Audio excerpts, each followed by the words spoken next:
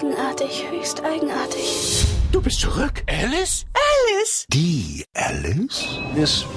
Im Film kehrt Alice zurück ins Wunderland. Du bist sehr wohl Alice. Ich erkenne dich überall. Es ist viel passiert, seit sie das erste Mal im Wunderland war. Seit du fort bist, hat die Rote Königin die Macht im Wunderland an sich gerissen. Hilf uns, die Welt wieder zu richten.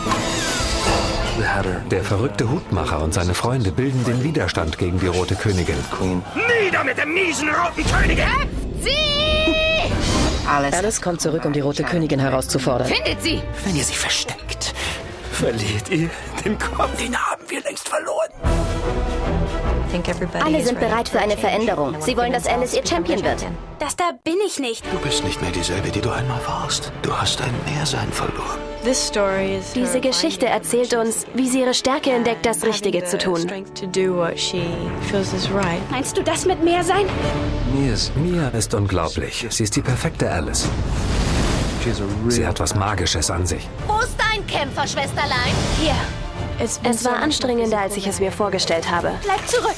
Es wird viel gelaufen, gekämpft Gut festhalten. und alles Mögliche geritten.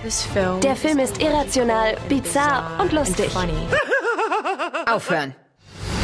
Das ist es, was das Wunderland ausmacht. Das ist unmöglich. Nur wenn man nicht daran glaubt.